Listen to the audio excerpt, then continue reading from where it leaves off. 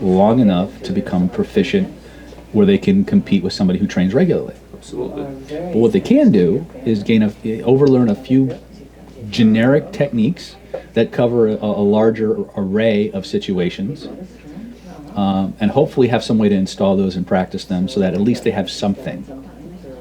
Yeah. So when they get that, guys, how do you let them?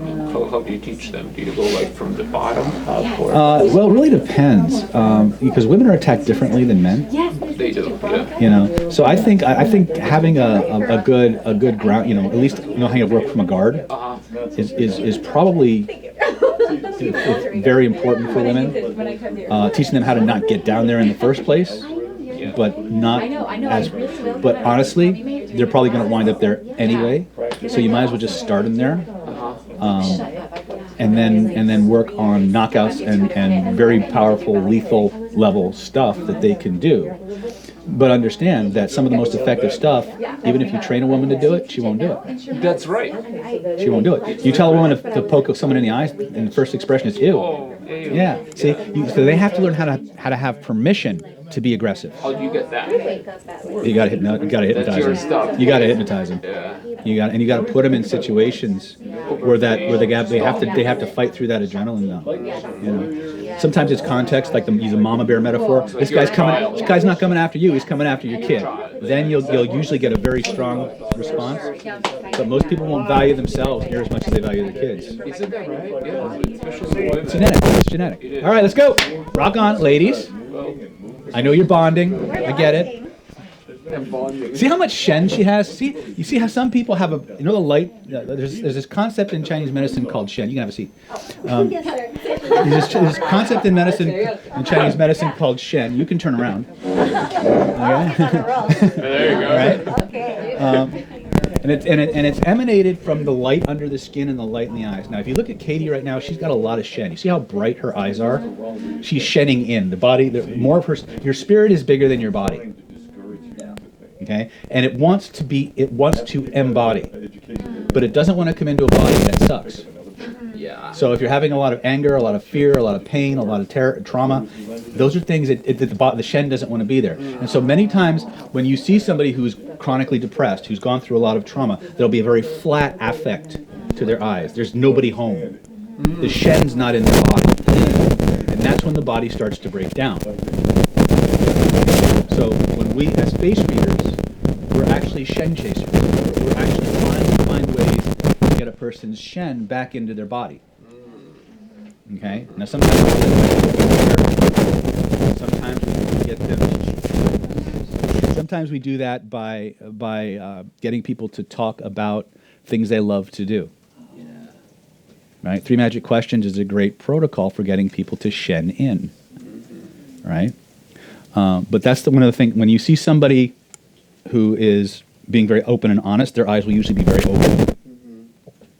As they start to become more calculating, more analytical, you'll see the eyes kind of narrow.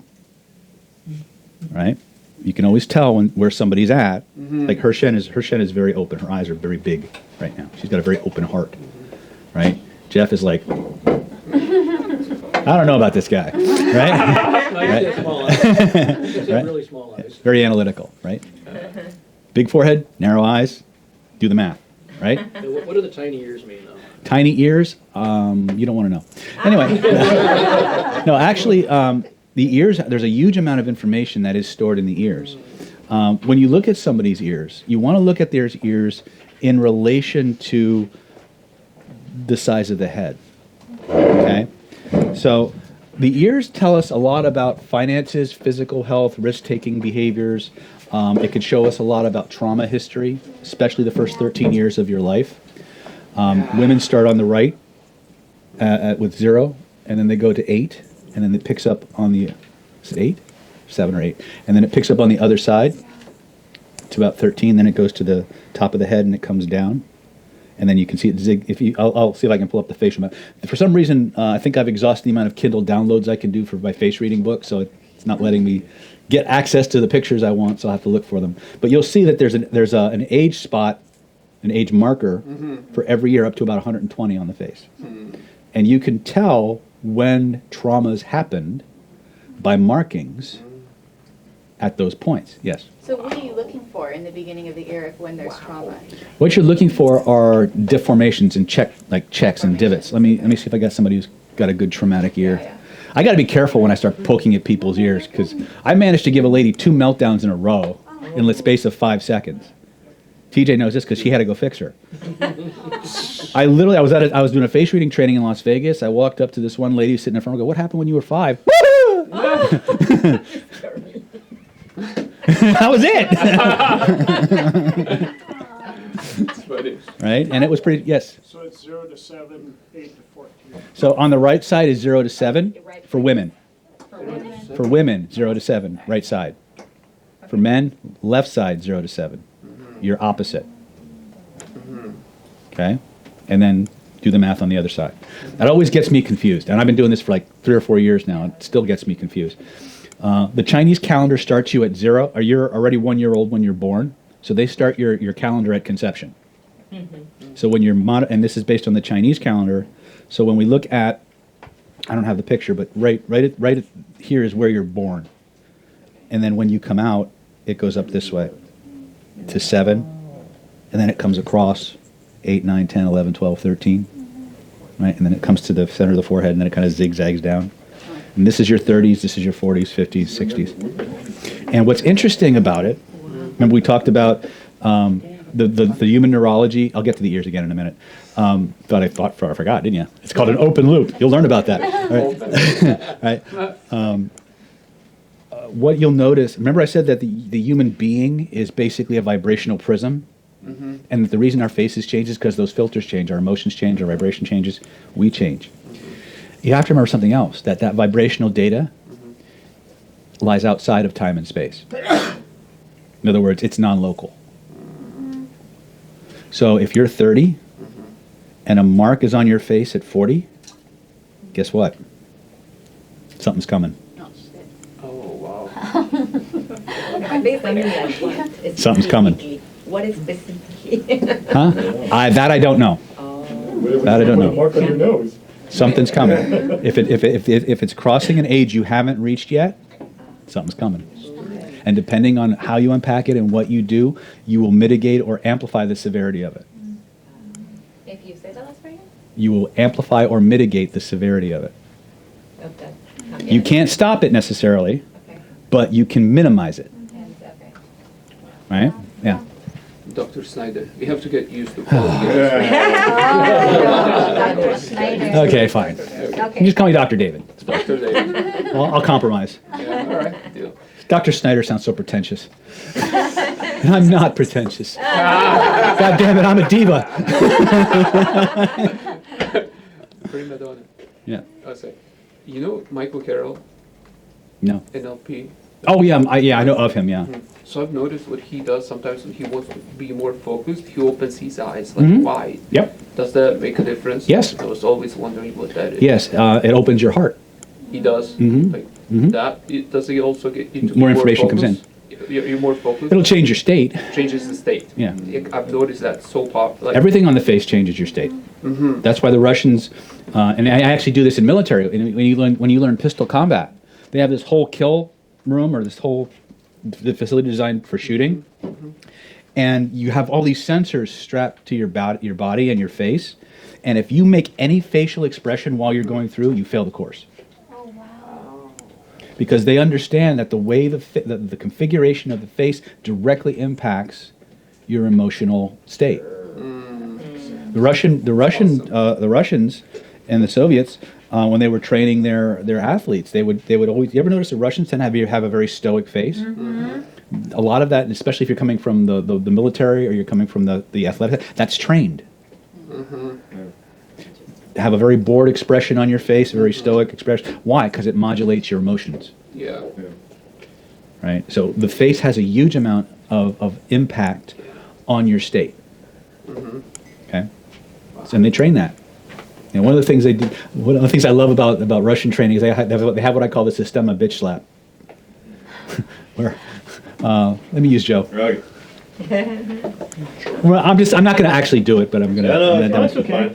All right. One of the things I'll do is face training. Oh. We'll just sit there and.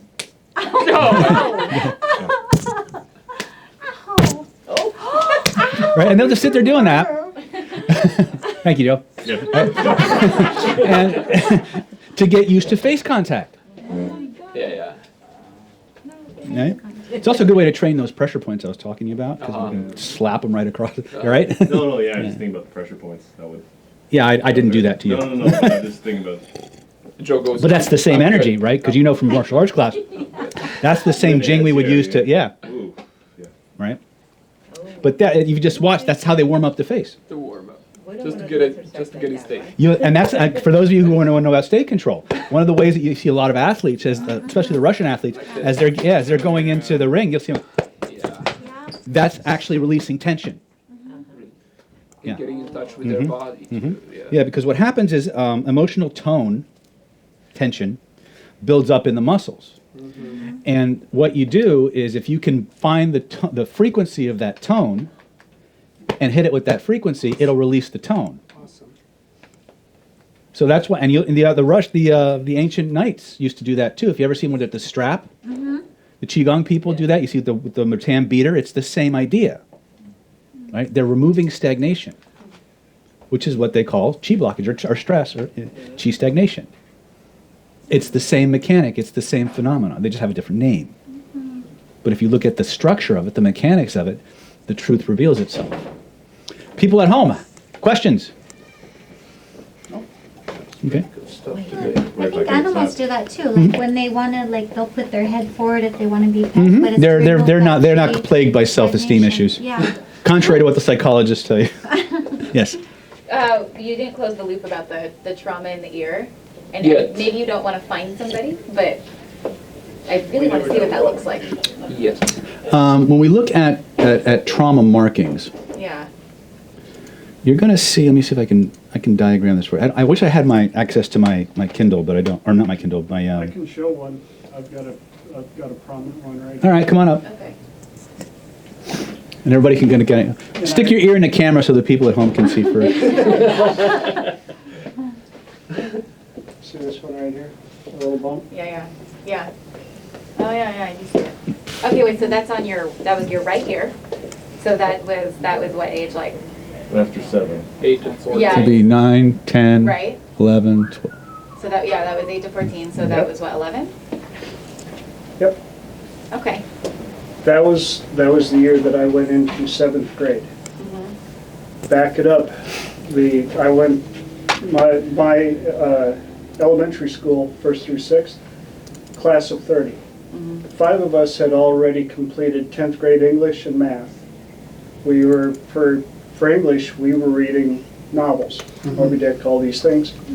7th grade, I go get shipped 16 miles into the next big town for middle school. I go from 30 to 300. They didn't have advanced placement for school. So we all got bounced back to 7th grade English and math. I was so damn bored, I could have lost my damn mind. And, Okay, yeah. yep, and Right. right there, super prominent, that even Mom said that was the year that I lost it with school and Right. started diving into other stuff, so. So those are the kind of things you're looking for. Also, thinning of certain areas, you'll see Okay. thicker part Yeah. where it's ridged in, and then all of a sudden you'll see some people where it'll thin out. That's where you can ask them what happened during this And that's part. usually like a birth of a sibling or moving, something where they weren't getting the same, being fed the same way emotionally or spiritually. That's why it thins out. So think of like the rings on a tree. When the thick rings are thick, it was good rain. Okay. Thin rings, not so good. Yeah. So, Okay, difference so the here, thinning. so that would have been what you're seeing with mine. It's like- And if you want to have some real fun with this, Yeah. look at pictures of people that you know really well, Okay. parents, stuff like that. You know their life story, and then you start comparing their face to the charts that we have. All right. My father, I know what he went through in his childhood, And I've got pictures where his ears are exposed. I'm Really? like, yep, that's Wow. where his mother died. Yeah. That's where, and if you don't believe this stuff now, when you start unpacking pictures of people that you know intimately, you can, one of my friends, when we were doing this, I knew her ex-husband quite well. And I knew some of the stuff that he put her through. All of a sudden I look at his picture and I'm like, oh, yeah, you had a shitty childhood. Yeah. And boop, Mhm. oh yeah, that makes sense. Oh, that makes, oh, yep, right. Oh, and oh yeah, here's where he got into the car accident. Here's where, all of that stuff was there. And so it's Yeah. another really good way to go through these exercises without having to trigger somebody Right, yeah. other than yourself. So you use it more as like diagnosis. It's not, can we? Go on.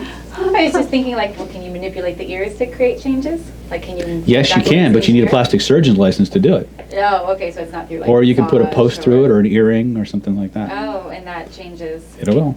okay. Anything that affects the bony anatomy or structure will cause something to change. I don't know how or what direction. Right, okay. But there is evidence to show that if someone's got a big jaw and they're really good athletes, and we remove a piece of that jaw segment, Yeah. it impacts their ability to play. Okay, Lillian tells a story about a kid who had a huge Cro-Magnon style jaw, right? But he was an exceptional athlete. Like he was being scouted for, I don't know if it was the pros, but it was definitely for college ball as a high schooler, right? And as a graduation gift, and he'd already had he got a full ride scholarship. He was set. And as a graduation gift, his mother got him some plastic surgery to get his jaw fixed, so he'd look better going to school. Lost his ability to play football. Wow. Gone. Right? So we know that affecting the bony anatomy will change you. We can't necessarily predict how. We also know that the faces and the bone structures are constantly changing. Right? Do you have your before and after, your two pictures? Yeah. We'll pull those out during a break and just show when Sava was competing in MMA. You can see how his face looked, and then how he is now. You can see those. You can see the jaw. There was a picture. I'll see if I can find it. I don't know if it's online. When I was really heavy, back when I had my first martial arts school in Coral Springs, Florida, we talk about this dimple in the chin, which you see in a lot of actors. People who have a desire to be in front of people. You can't see because after I lost the weight, it went internal. But if you see me with the weight on, there's a very pronounced cleft here, which you see in a lot of actors and people who want to be up on stage, kind of a thing. Right? She's got one. Right? Kirk Douglas David, style. question. Yep, very much so. Yeah. Is that applicable to about changing, when somebody have a nose surgery? Yes, I The believe so. change? Yeah, Okay. bone is bone. Okay. Yeah. Bone is a measure of what the Chinese call your Jing, or your kidney energies. And so anything that affects your Jing affects your DNA and the vibrational counterparts of it. Yeah. So if you can increase bone density, would that increase Jing? In theory, most orthodox schools of Chinese medicine say you can't make more Jing, that what you get from your parents is what you get. What you can do is manage it. And the idea behind a lot of Chinese Qigong systems and internal Neigong systems was to transfer the fuel source from Jing to Qi. So you stop using the Jing you have and you start utilizing Qi, which is like a lower octane form of Jing if you think about it, right? Because that's renewable. But Jing, from their perspective, isn't. There are more esoteric schools that say it is possible to make Jing, right? But you won't find those in most books, okay? And I don't know exactly where to find them, right? So what about like osteoporosis? And It's Jing management. It's overuse of Jing or not a lot of Jing to begin with. Yeah. So why does Bendler say when you wet your lips, you anticipate when you look down, you feel right here, you feel the germination spinning inside? Does that physiology have something, facial physiology have something to do with, I would say so. yeah? Absolutely. do you find any correlation? Because I know as you were one of his students, so you've heard him saying wet your lips and feel the anticipation, like just before. Like Yeah, just well, that's your before the- physiology controlling your psychology. First It's no kiss. different than when we do a power pose. Mhm. The only difference is we're using our facial gestures and muscular configurations to access it. Mhm. But it's all the same. Mhm. You know, if you were to do that, you know, that facial feature, but then what's the body language of anticipation? Right? Yeah. What did my body just do? Anticipating. Right? I could just do that and start to generate anticipation, or I could just. But if I do them together, I get a whole. I get geometric. You know, because everything's congruent now. Right? The more things that line up, the more rapidly you flow into state. And it's always about making things smooth and flowing congruently, internally and externally. That's what's going to flag you as incongruencies. Right? When you can nail congruency down, you're golden. Right? Right? So, just as a rule, women start on the right, men start on the left. Beyond that, conception is here, right at the root. It circles to year 1, 2, 3, 4, 5, 6, 7, picks up over here. Notice it skips this area for some reason, right? So 8 is here, 9, 10, 11, 12, 13, and 14. So one of the things we're going to do is when we look at the ear for traumas, we want to look at how big and thick and another. Hello. Hi, Katie. Since you're up here, come here. Since you volunteered, one of the other things that we want to do is we want to look at the stand sideways, please. One of the things we want to do is we want to look at the overall constitution, or the strength of the person's Jing. One of the ways that you can measure the strength of a person's Jing is in the tensile strength of the ear. Now, she's very thin. She's very what's the word I'm looking for? Not slim, but wiry. All right. So, but if you feel her ear, come here. Here. Feel the tensile strength of her ear. You see how rigid it is? Yeah. Feel Savo's ear. Now feel yours. See the difference? She actually has more Jing than he does. Right? So she can actually be physical longer than he can. So you in deep shit. Oh, Right? see your But- ear. Mine's kind of on the wussy side. Right? Oh yeah, that's why you don't see me doing MMA, right?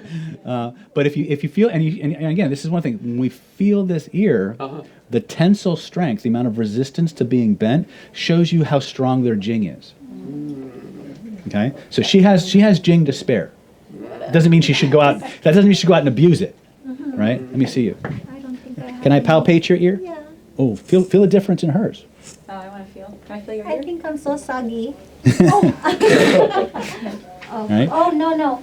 It's Wait, it's feel the left side. though. Ferengi Fest, Feel right? the left. No, but she has extremely sturdy ears, right? Feel hers. Mine is sturdy on the left side. Feel hers. Yeah, wow, you're sturdy, girl. See the difference, right? it. Right? Maybe it's a little bit stronger. A little bit. Yeah, significantly stronger on this side than this side, but still not as strong as Katie's, right? And it's not a competition, but Feels like it. I know. It's like I want to be strong. I went to like 7 classes, and every time I sat in a class, they started feeling. She goes, I want to be stronger. I'm a wimp, right? Because I have like paper mache ears and shit, man. I'm like one of those basset hounds with the floppy ears, right? Opposed to like Lassie or the German Shepherd, got the ears sticking up everywhere, right? I want to be that guy. Have a How do seat. you like? You can't use. I mean, you can't use that unless clinically. You can't use that with people you're getting. These are people who have very strong, thick ears recover, even from cancer. They have a lot of Jing. They can recover. They have a stronger innate constitution. Now, the question becomes, can they access it? Oh, how do you access? Most people die with far more Jing than they ever use because they don't know how to access that energy. It's locked. It's basically in your DNA. Right? Now, Jeff's ears are very small, right? And you see how they're kind of flipped over, right, on the left side. So, what happened in your life around 8 years old? Oh, because he has the flipped over here. Mm-hmm. What was going on in your life? Did you move? Did you change? Did your parents change families or schools? Get a new sibling? motorcycle. That's interesting. Anything I else? can't think of anything else Okay. that happened around then. Can you remember anything that happened when he was about 8ish? No, maybe I beat him up, but So he's the younger brother? That was the last time. That was the last time. Then puberty hit, motherfucker. All right. So, but if you look at his ear, okay, and the ear size goes to, again, and it's not too bad. It's not quite as wimpy as mine, but his ears are relatively small, and the size of the ear many times equates to risk taking and fear. A lot of times, and this is how it was explained to me, is that a lot of times when people have small ears, they're kind of like little daredevils because they're trying to prove they're not afraid.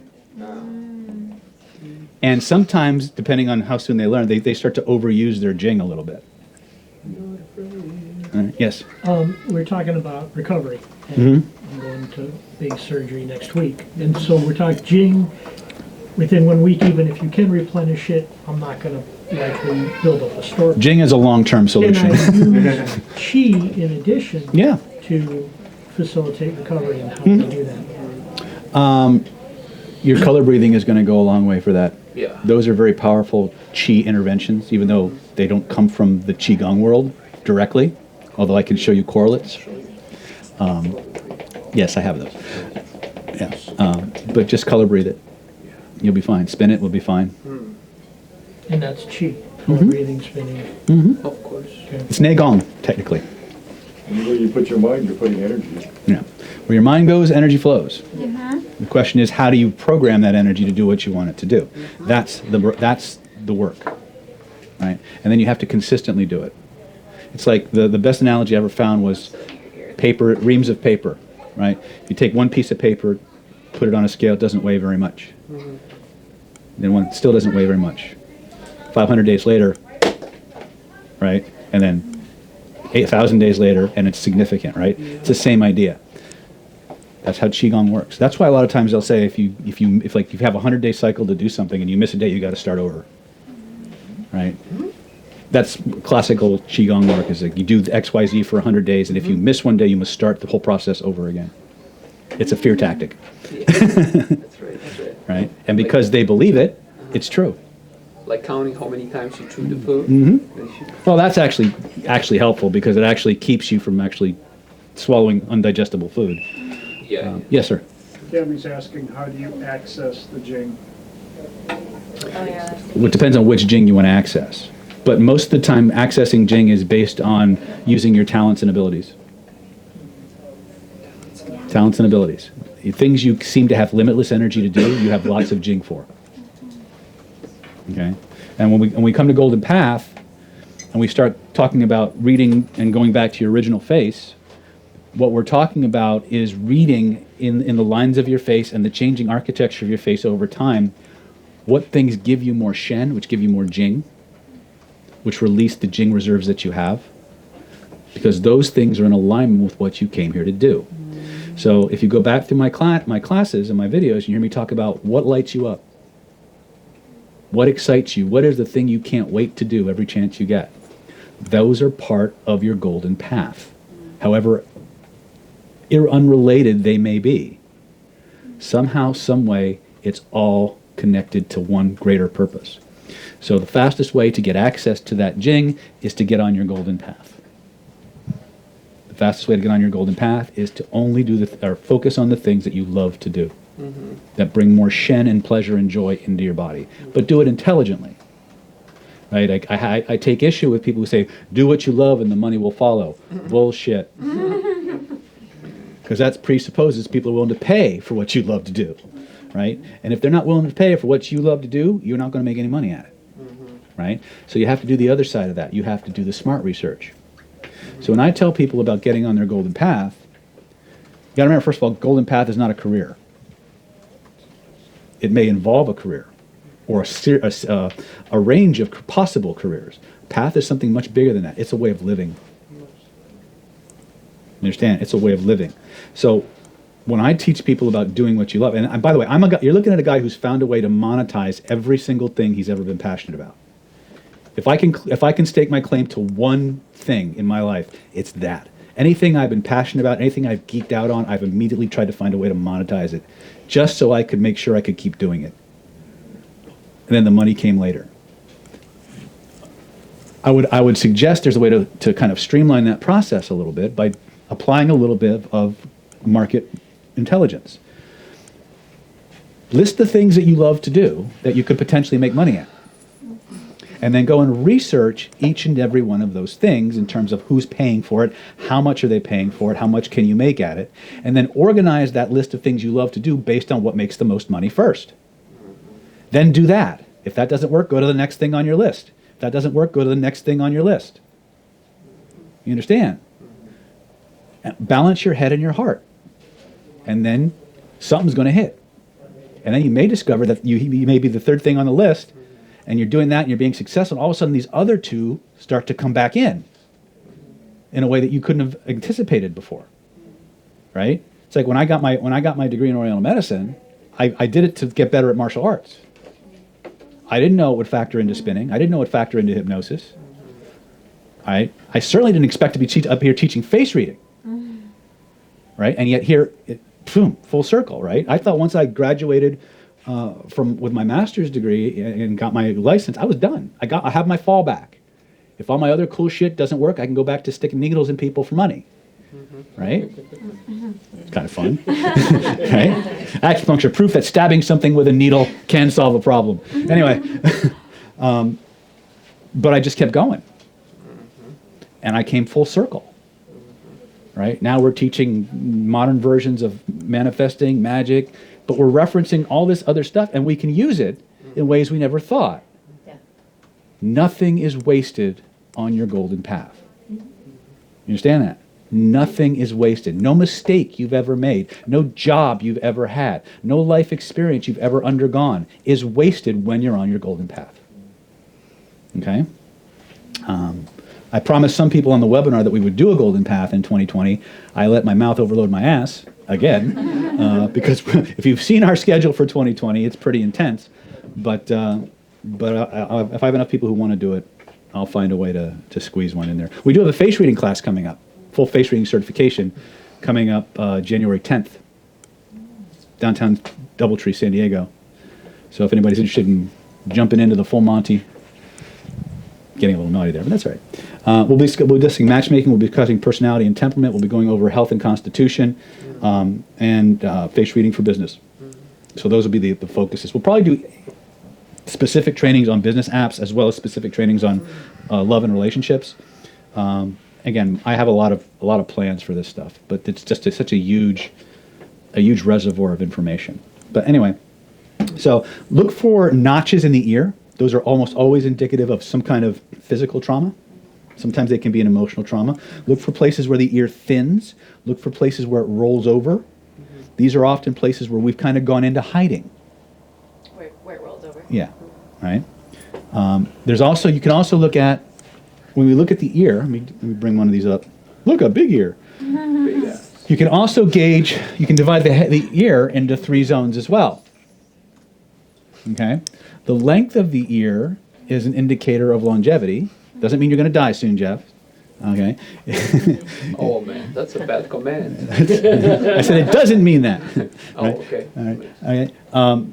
But if you look at Asian culture, the longer a person's ears, the more like you have Buddha ears, the more prosperous. Whoa. All right, you're cut off. All right. The more prosperous you're going to tend to be. When we look at the upper zone of the ear, if the upper zone is bigger, this is somebody who's more comfortable taking risks financially than physically. So if they have the choice between investing $20,000 or jumping out of a perfectly good airplane, guess what they'll choose? No. I know. They'll pony up the 20. Yeah. I'm exaggerating a little bit, but these are people who are very comfortable taking financial risks. Okay, people who have a bigger middle zone are much more comfortable taking physical risks. Right? They'll say, "I need somebody I can hit. Me, pick me." Right? Right? When the knife thrower asks for a volunteer, they're the first persons to live there. I'm exaggerating a little bit just for contrast. So upper zone is people who tend to be more financially open to investing and taking risks. Middle zone is more people who are comfortable physically. Evidence. Another thing that's really useful, Stefan, let me use you because you're a real good example of this. Look at me, Joe. Jeff, look at me. Nope. Nanette, pull your hair back for me. Cool, but getting away. Shit. No. I think Bien might be. Veronica, pull your hair back for me. I know, all the way back so I can see your ears profiled against your head. I'm trying to find compare and contrast. Okay. I might have to use myself because I'm probably the only selective listener. Look at me. Not you. Guess I'll use me. All right. All right. So if you look at Stefan straight on, how easy are his ears to see? They're far back. See how they're almost flat against his head? Yeah. This is someone who's an extremely good listener. But does he process it? Right? And he can now if you notice my ears kind of stick out like a lot. Okay. I'm a selective listener. I hear only what I want to hear. As a rule. That explains my sister's ears. Right? So when the ears just kind of Dumbo out like this, you got someone who's a very selective listener. You got someone whose ears are very flat. These are people who can listen and I didn't say he wasn't stubborn. You understand? He hears what you're saying. He's just not going to agree to it. Exactly. These people only hear what they want to hear. Then I believe it. Right? You understand the difference? Selective listener, you could be telling them the truth all day long. They never heard you say it. They just wrote it off. He hears it. He's just saying, "Fuck you, I'm not doing it."